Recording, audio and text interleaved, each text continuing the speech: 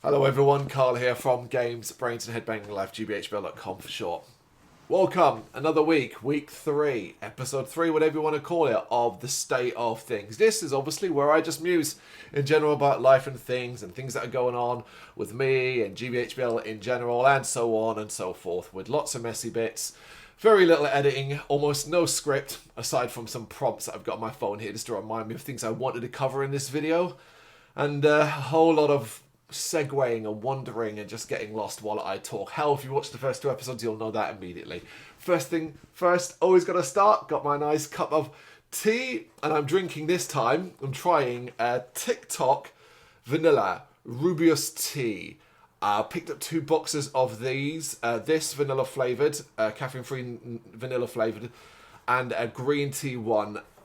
Because I've never really tried green tea, and whenever I have in the past, I vaguely remember not really liking it. Turns out I quite do, but I really like this vanilla one. It's got a really, really nice taste. So I'm really enjoying that as well. Still experimenting, still trying different things out. I've been up a few hours. I've already had 2 cups of coffee, so this is my 3rd hot drink, particularly as I've just been outside walking in the cold. It is still pretty damn cold here in London.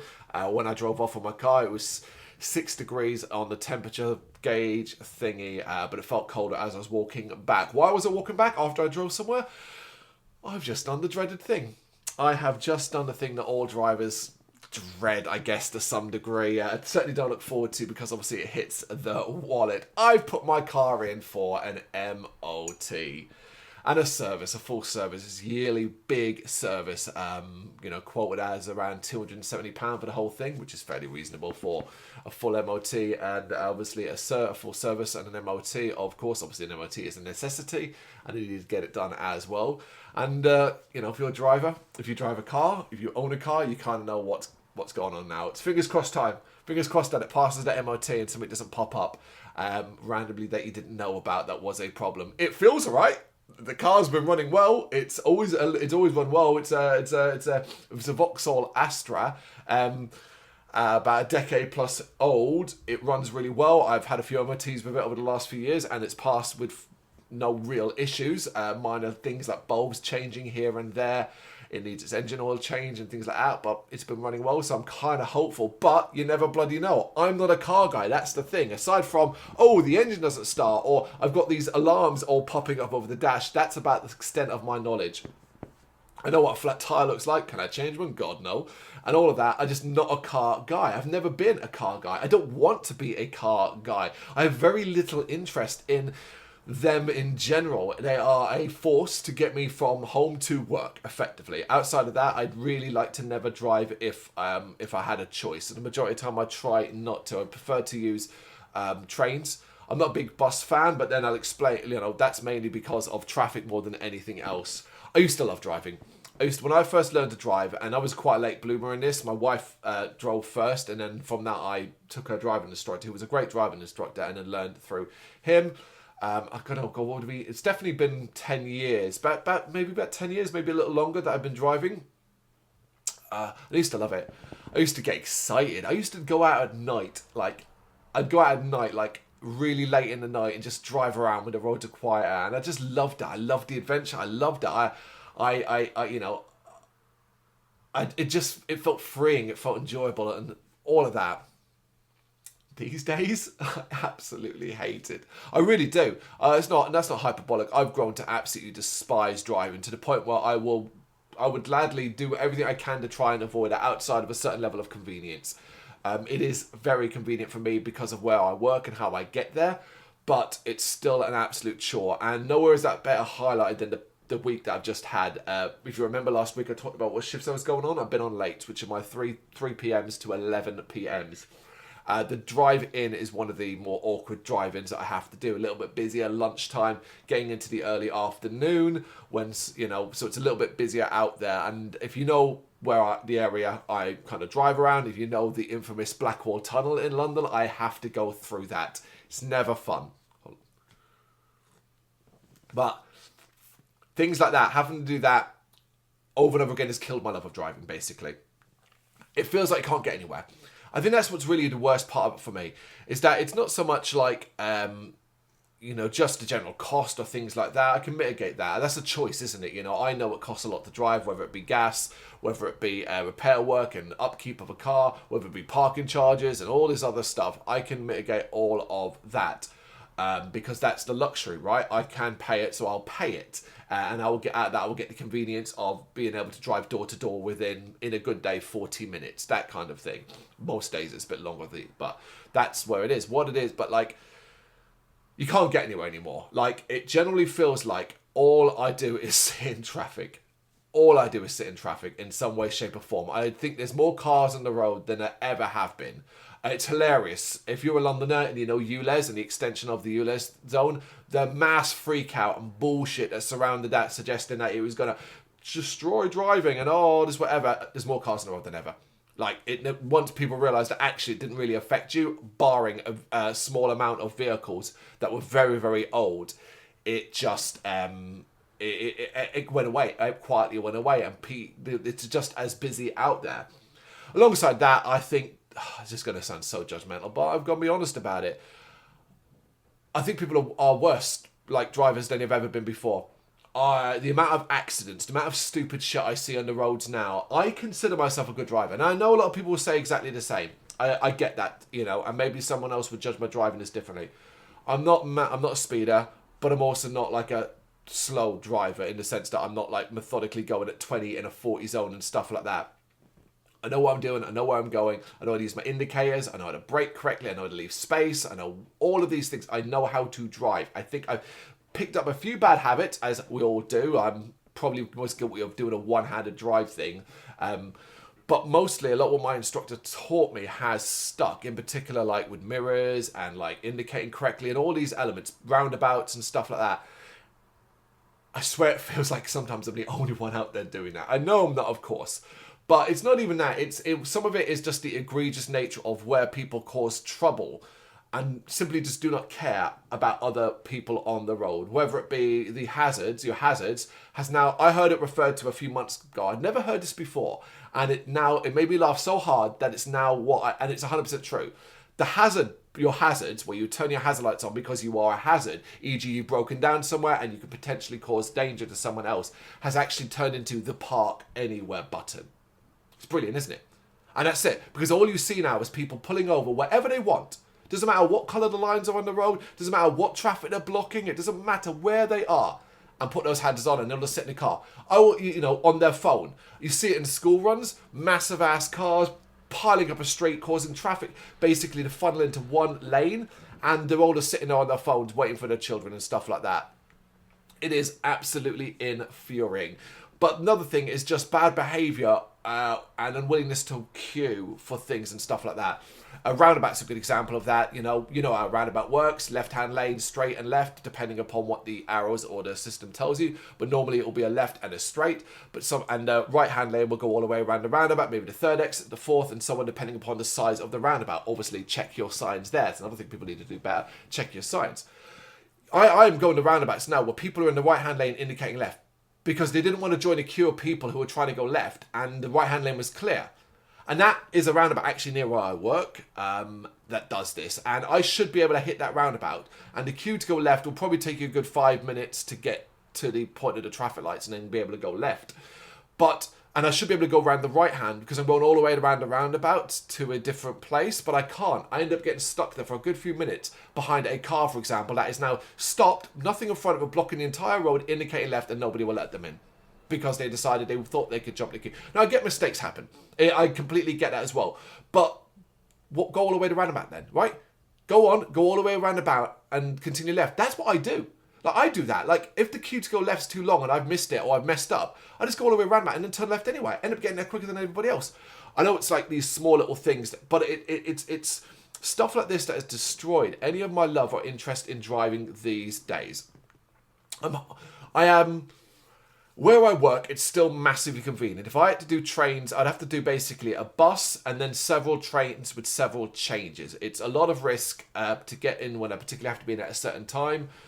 and will not be quicker than driving. That's a bigger part of it as well for me. There are circumstances where I do use public transport depending upon certain stations, but the majority of the time it is still just quicker and more convenient. I'm hoping eventually to phase that out. The Elizabeth line goes to Abbey Wood. While I don't live that close to Abbey Wood, it's a little awkward to get to.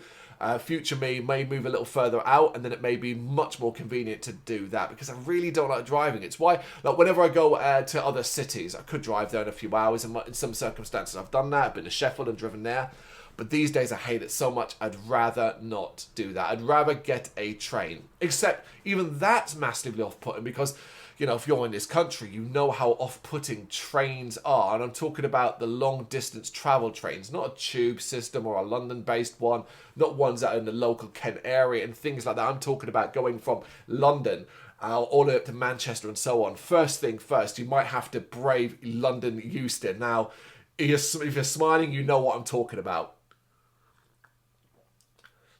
There's no worse station than London Euston. It is one of the worst. I jump for joy when I'm like, oh, sweet, we get a train out of King's Cross. Woohoo! But when I see Euston, it's like, God damn it. Honestly, one of the worst train stations in the country, full stop. We just did that recently when we went to, where was it, Manchester? It was Manchester. They cancelled our train. We found out on the day that they'd cancelled our train. Obviously, our seat reservations were gone, and then had to get on a packed train and basically sit uncomfortably. We managed to get some seats, but it was very uncomfortable for a good few hours. That was fun. Thanks for that. Paid hundreds of pounds for that luxury, which is the common thing that everybody complains about when they talk about trains, the cost and what you get for it. It is disgracefully bad. But then, you know, I'm going to briefly lean into politics here. That's what happens when private companies run train companies for profit. You know, you can bang on about public ownership and how British Rail was crap near the end, but they run that into the ground on purpose. That was literally the goal, to show you how, run it to the point where it was crap, and then be like, oh yeah, well look, it can't get any worse, right? That was the entire goal. I am a strong advocate for anything that like public, things that like trains, utility companies, all of that should be in public ownership. But that's just my opinion. I know there's lots of debates about it and pros and cons for both sides of things. But trains being run for profit is absolutely insane, particularly considering, you know, how important it is in the travel and where it goes. And obviously, you know, up north, don't get the love and care and the interest that London does. You know, we do have obviously an incredible tube system. It's very old and it is flawed to hell, but you know, we've got lots of other services within London as well compared to like up north. Mind you, been Manchester, love that tram system. What an incredible system that was. That was really cool to see. We don't really have anything in London. Well, we've got a tram system in Croydon, but it's in freaking Croydon. Who the hell's going to Croydon? Sorry, Croydon lovers, but there you go. But yeah, so trains, right? I'm going to use this as an example. I would prefer to like get trains. But in June this year, we're doing a trip up to Scotland, Edinburgh. It's kind of a birthday treat for Lou. And we're going to we decided to do a sort of an adventure thing and do the overnight sleeper train up there. Figured that would be kind of fun and quite a unique way of doing it. Not on the way back, just on the way up. We kind of didn't really think about the way back. We were like, oh, we'll look at that in a bit and then plan it. So I decided to plan that trip back and was like, well, okay, we'll get the train back, right? I know it's pretty far, but you know, it shouldn't be too bad. Couple of hours, right, on a train. That should be good. Or I don't know. I clearly don't know distances for starters, because it's not just a couple of hours. It was 9+. It was 9+ hours a train back. I mean, it was like, okay then, that's kind of crappy. And it would have cost nearly £300. Just a random train on a weekday.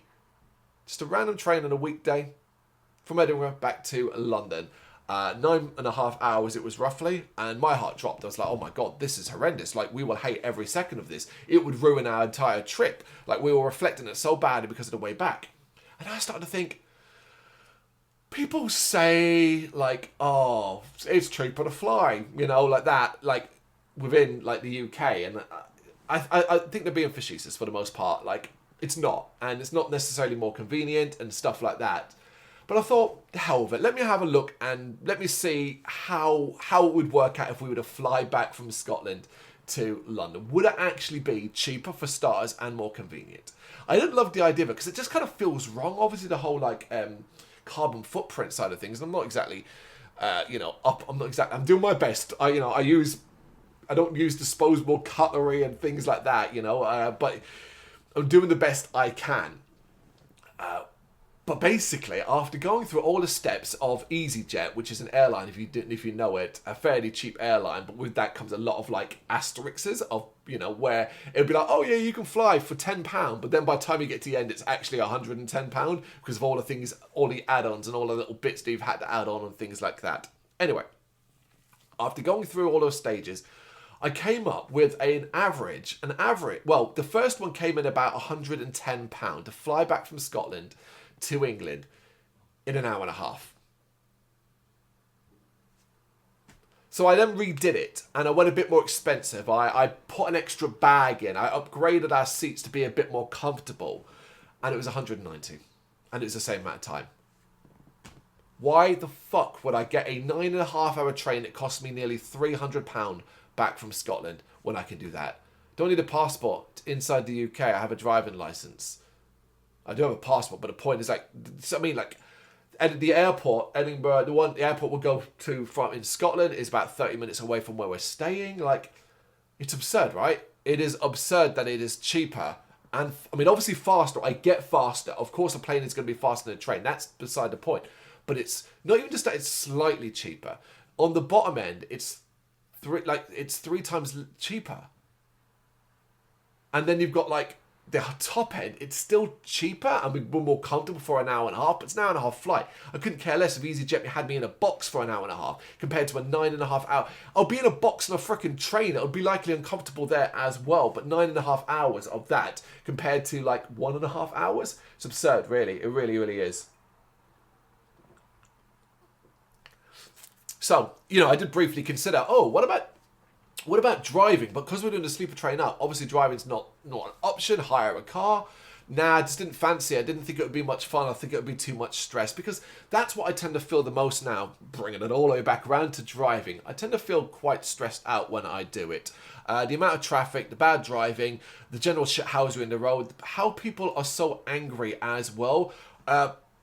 People, you kind of do something wrong. Let's say you know, I've done it. Well, I indicate and then I move out too fast and I do end up cutting someone up, or like someone's flying down the road and I'm not moving out of their way quick enough. These people want to fight you. Like, and I'm gonna be, you can call this sexist if you want. I don't think it is, but it is majority men.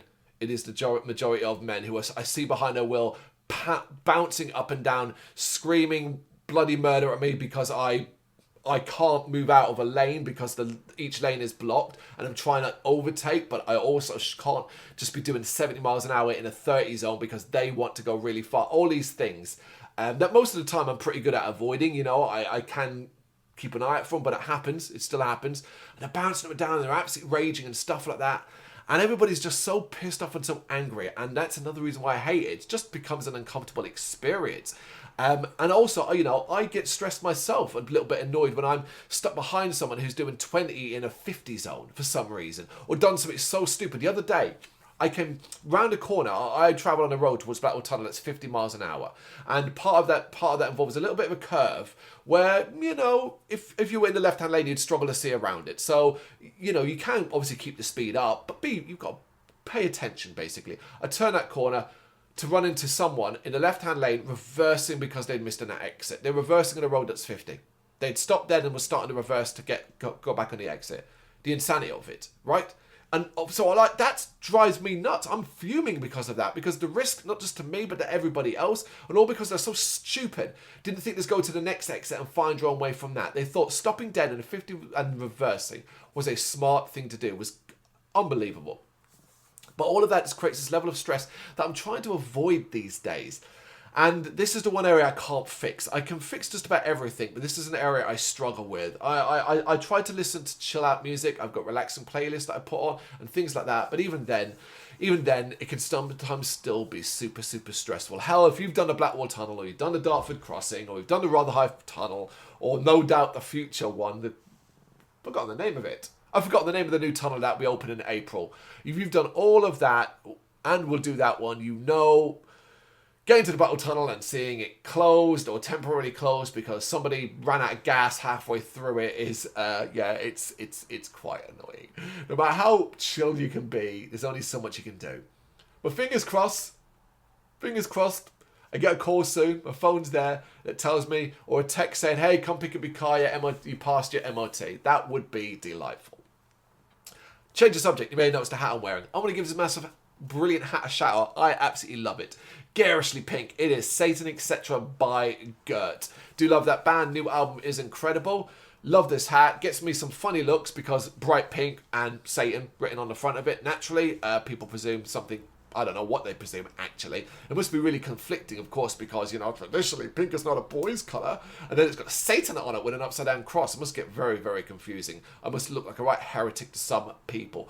But I'm definitely going for the colour scheme today. I've got a pink hat with a white front. I've got my green luminous and white black burner long sleeve on, blue jeans which you can't see that has blood stains on them. Long story as to why that has blood stains on it, but damn, they will not come out. I think I've ruined these jeans. And stripy socks. I am looking awesome today. I haven't got to do much. That's the thing. I'm on a couple of days off now. I've just finished a run of late shifts.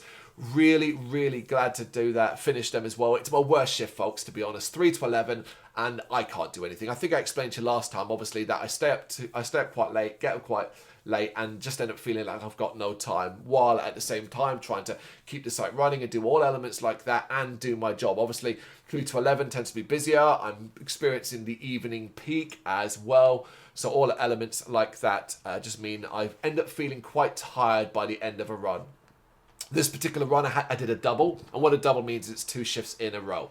I'm not an overtime guy. I very much don't want to work, full stop. So the idea of going in and doing extra work, being there longer, is very off-putting. I rarely do it. And the only times I will do it is double base. So I don't do what we call rest day working. I won't come into my rest day. I want to be off work. I'm not coming in to work extra. No interest in that. And there are certain sort of attachment hours added on to duties that I will not do. For example, if I'm on earlies, I very rarely will stay on any couple of hours because I don't want to. Same with nights and things like that. However, if I'm on a late shift and the opportunity to do a double, which is a night shift attached, comes along, I will occasionally do that. Because there's 2 benefits to it. First off, 8 hours overtime, that's a night shift. And considering I'm a night bod, that works fine for me. But we have a rule which is 12 hours rest after any duty. So you cannot work for 12 hours, basically.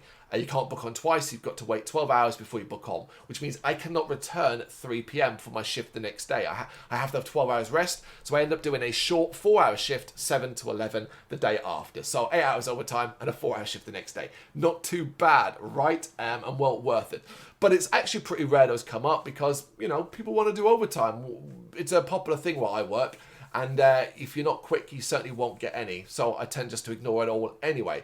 This happened because we generally had no staff. We have 5 stations, and 3 out of 5 of them had nobody there for nights, and including my one that I was at the day with no one to take me off. So I put my hand up and said, look, I'll do the double, and it was agreed that we'd do that. How that's come about? I mean, first off, this is just underground these days. You know, they've cut us to the bones, and yeah. If you're like, man, you don't see as many of us around anymore, whatever, this is why. And this is a good example of it. But how this happened is we've been okay for a while, but how this happened is basically this last week, 3 or 4 people, 3 people for sure, left. 3 supervisors left. Not left the company, left and moved to other stations. Now, how it works in my job is... when it comes to moving stations, is we do something called nominations. You nominate stations that you want to move to within your grade. So, you know, you'll open up a form and it'll have all the lists of the grades and the stations that you can apply to, upwards of all your grades, and then you will click them and agree them, and then you will join the list. If you know, some of these lists are very long. Some of these lists are very long. You know, some of these stations are very, very popular, and some of them you'll be waiting on them for a very long time. There's one list that I'm on. It's the only list I'm on actually these days that I've been on for almost 5 years now. No, even longer. What am I talking about? I've been on that list since 2016. So I've been on that list for, oh my God, I've been on the list for 9 years. It didn't move for a while. During COVID, everything got frozen for a while, but I've been on the list for a very, very long time. I am number 11 now. Last I checked, out of like 160 plus. And that might sound like, oh, you're almost there, but really it's not. 10 people are in front of me, 10 people need to move on. But how it works is you will get to number 1, and boom, you'll get your letter of movement the next day. You could get your letter of movement the next day, but you could be at number 1 for 2 years. It's all dependent upon moves. But you get your letter of movement, and that's it. You're moving. There is no, oh, no, I don't want to move, I forgot about it and stuff like that. Only in the rarest circumstances, and I think you'd have to put a very, very important case forward as to why you can't move, because people do forget and leave their nominations up when they don't want to move. But 99% of the time you are moving because it's dependent upon you move. You moving frees up a spot for somebody else to move from another station. It's like a cascade. So if you don't move, if you try to refuse to move and all of that, everything gets blocked up. Nobody moves. Do you see why they're quite insistent upon it? So you get your letter of movement and off you go. So you got to be really careful at your nominations. I'm on one list. Only one place do I want to work in the future, and it's all about being closest to home more than anything else. It's happened, it does happen. I was on a Bakerloo line, of course, from 2016 to 2011. That was my 2016 to 2021. 2011, let's go backwards in time. 2016 to 2021, 5 years up there. And then I got my letter of movement, and it was a very positive thing. And fingers crossed that I eventually get this new letter of movement just because I want to be closer to home. And that's all that really, really matters. But basically, we lost a few people, and for some reason, we didn't get replacements, or we haven't got replacements yet. I don't really know what's happened there, which is a bit odd. So basically, we got a couple of vacancies, and when you've got vacancies, that's kind of troublesome. Where we're down to the bare bones, really. So you ended up doing a double, which resulted in me being at work for 16 hours on Sunday afternoon, Sunday night into Monday morning. That wasn't fun. I really don't want to be there at the best of times. It's rare I do that. It's worth it purely because that's a decent extra bit of money. And the shorter shift the next day was pleasant, even though I still had to go in. That's the thing. If I still have to go in, and I ended up getting to a point where it was 4 or 5 o'clock in the afternoon, early evening, and I know I have to be in for 7, and I'm just sort of I should leave soon because of traffic and all of this. Back to car nonsense more than anything else. But back to going earlies, so my entire sleeping pattern has to shift. I dragged myself out of bed early today, mainly to get the car in for the MOT, but also because I need to revert my sleeping pattern, because from this weekend, I will be up at 5:15 a.m. because I need to be in for 7 a.m. And for a week straight, I will be doing that. Woo! But at least that culminates in some exciting stuff. Really, really looking forward to things at the end of my earlies. I've got Cat Decapitation show coming up. That should be fun. I've got drinks for Brendan's birthday, which should also be fun. And then that kickstarts February.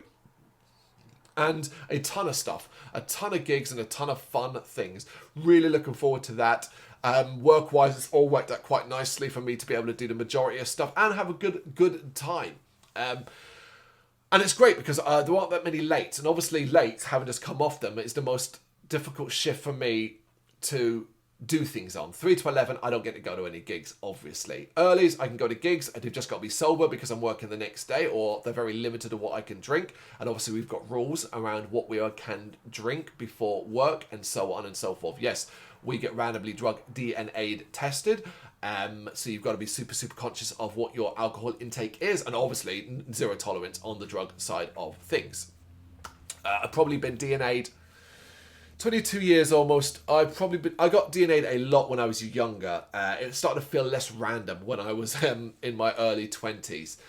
But in the previous sort of decade, I probably only been DNA'd a handful of times. It is random. It really is.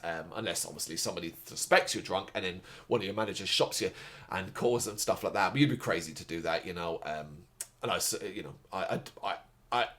I've never been in a state where I've worried about that side of things. Do you see what I mean? I've always been very careful and conscious of it. The rules are there. It's easy enough to follow. And because I don't drink at home, outside of having a party, it's always been really easy for me to follow. Do you know what I mean? And it's got easier these days, not only because I'm older and hangovers are worse, but because I go to gigs, say before a night shift, where I 100% can't drink. So that gig is completely sober. With earlies, it's even easier. I don't want to wake up feeling shit. So the last one, I tend not to eat. I might have one drink way before the cut-off point, and that's about it. Sometimes it's just better and more comfortable for me to do a sober gig. Not to say I'm anti having a drink. I'm really, really not. And if the show and the work and all of that aligns, I will enjoy a solid drink. But that's about where it is for me. I guess I call myself a social drinker. It's certainly a casual drinker. I don't drink anything at home. We don't have alcohol in the house. rarely do parties here anymore. We hope to do more in the future because we used to throw a lot more parties. But even then, we weren't throwing them every month or every week. We just don't drink at home, and I'm really, really comfortable with that. Oop, there we go. I haven't got my phone on silence because I'm waiting for the hopeful text or call about my car. But yeah, but with late, I can't do any of that. So being on earlies and being shift-wise, it working out that I can kind of enjoy things and that a few actually have a drink, I'm really, really looking forward to. What else? There was a bit shit at the moment, isn't it? I know, it's just a continuation of everything, really is. Just look after yourself, look after everybody around you. This is all too big. It's all too big, I think, for me to comprehend, for me to deal with, for me to not get down about. So I try my hardest not to focus too much on it. And this next part I'm going to talk about might seem a reaction to things, but actually it's not. It actually stems back from a few months ago. I deleted our TikTok account this last week. And it was only really because of a reminder. This was leading up to the TikTok ban in America, and it reminded me that we still had TikTok. I know. We opened a TikTok account maybe a year ago, a little bit longer, and it was like, hey, this is a good opportunity to get into this and just do the occasional video. And at first, everyone was, some people were of the site were fully on board. Damon was doing some great stuff, but he grew tired of it as well. I did some occasional things, but then it all just started to feel like extra work. I'm throwing my all into the website and the YouTube channel. I don't need to then be trying to think and work out ways to entertain people on TikTok, particularly as we came to it so late, it felt like a bit of a fruitless exercise. So it slowly stopped becoming important, and then slowly stopped posting. Every so often I'd remember and I'd sit there and I'd do snippets and I'd put it up, but I always felt like I was rushing and I just wanted to get through it. I wasn't scrolling on it. I wasn't going on there looking at videos. I wasn't enjoying that side of things. So I think around about September, October last year, I thought, just get rid of it. Just get rid of it. And then I was like, well, just leave it. It's not doing any harm. It's there. And we then randomly pulled in like a couple of hundred extra followers out of nowhere. I don't know what caused that. We hadn't put up any videos. Maybe one had just got lucky. But so I decided to leave it, basically. That's what happened. I was like, we'll just leave it as it is. Then I forgot it even existed. It was in our signature. But that was about where it ended. I forgot it existed until the TikTok ban started talking about it across social media. And I was like, oh yeah, this. And so I started to think, what are you going to do with this thing? Should you just get rid of it? And I decided, fuck it. Let's get rid of it. Let's get rid of it and move on to something else.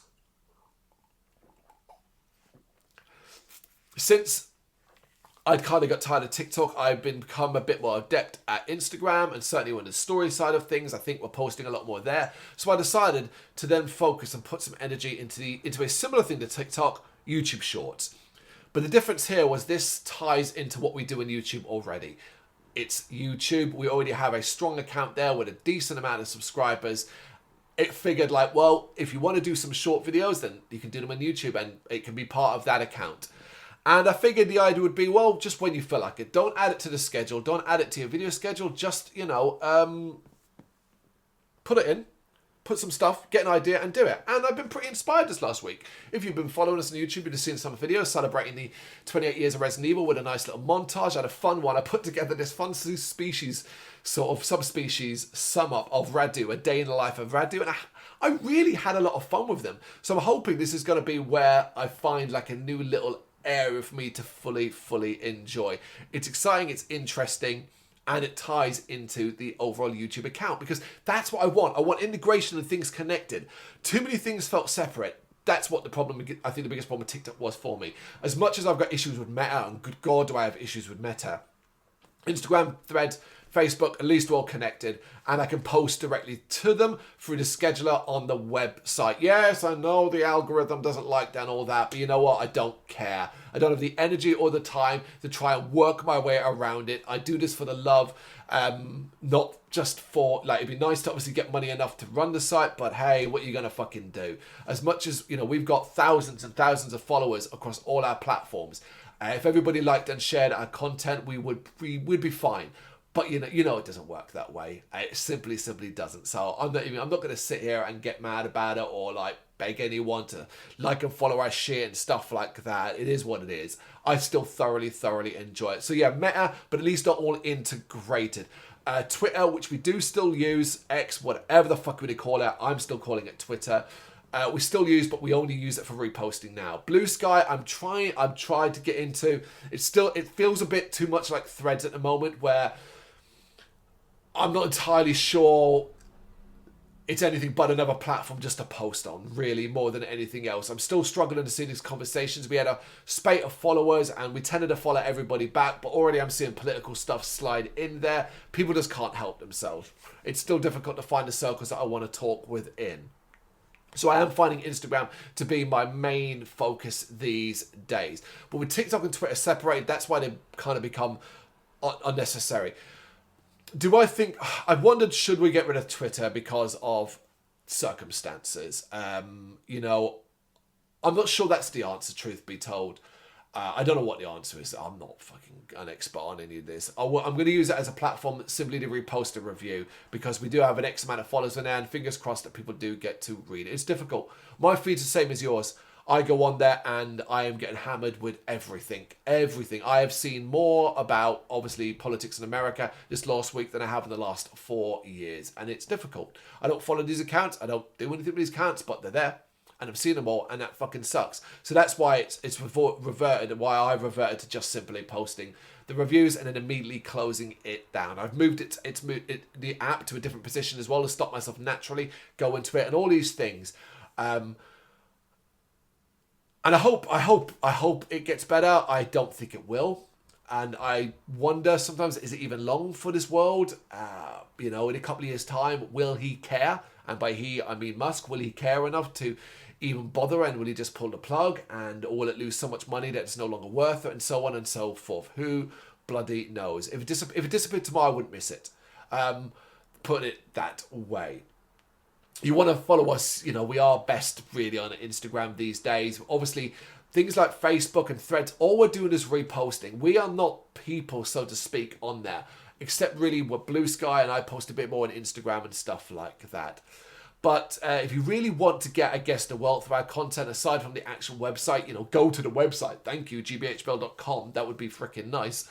But it is the YouTube channel, and hopefully these shorts will entertain you and add a little bit extra to our brand overall. Right, we're up to 40 minutes, so we're getting close to 40 minutes, so I'm gonna find a way to sort of slowly steer this to the end. So I'm talking about just talking and talking and talking and talking. And plus, remember the rule, almost finished the tea. Got a question for you. What do you do to relax music-wise? What do you do to concentrate? What is your focus music? So, when I'm not writing, because writing I tend to be listening to music at the same time. When I am editing, posting, messing around on the channel, on the site, the back end of it, doing stuff that I can kind of do it in my sleep, so to speak.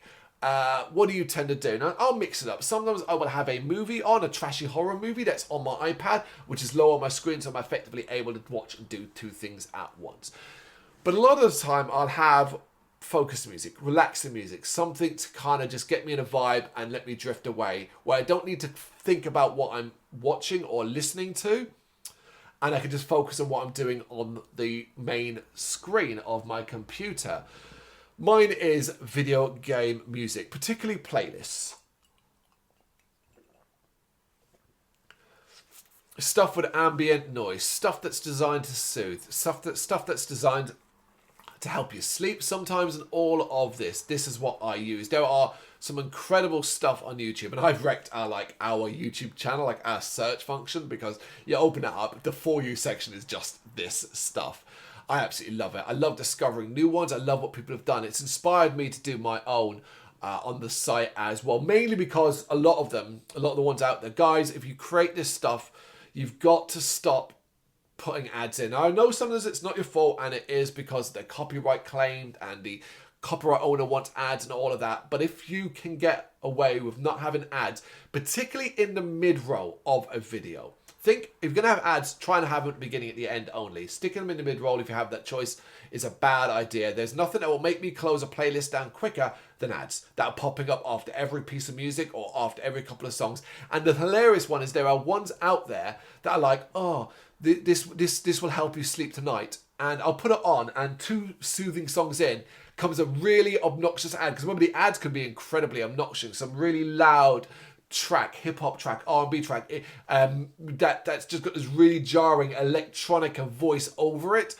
There are a few of them out there that is being used by like Adobe or something like that.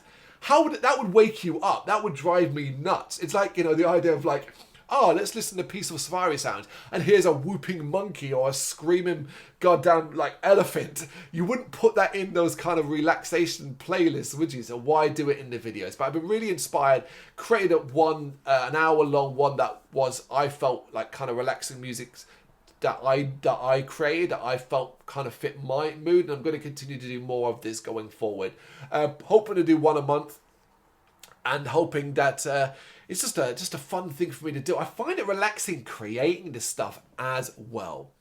That alongside lo-fi tunes. I really like music that's been lo-fied, and there's some great Lord of the Rings ones out there as well that really do great versions of that. Great playlists, great long videos that are super chilled and relaxed. Love that stuff as well. What's your focus music? Are you like happy enough to listen to some Cannibal Corpse while doing some work? Maybe you are. Because I said, there's only certain circumstances that's the case, like where this fits really. And it's really where I need to concentrate, and I need to be a bit speedy. So I don't need to be stopping and checking stuff. But yeah, let me know what your focus music is. That's it. I'm going to leave it this week because also my video camera battery is about to die. So I appreciate you watching. You got any thoughts on what I've talked about here? You know what to do. Let me know in the comments. Thank you very much for watching. If you've enjoyed what you've seen, please consider hitting that like and subscribe button. It does help us out. You can find us at gbhbl.com and across all social media platforms. And if you really want to give us a bit of extra support, please consider buying us a cup of coffee over on our coffee page. Thank you.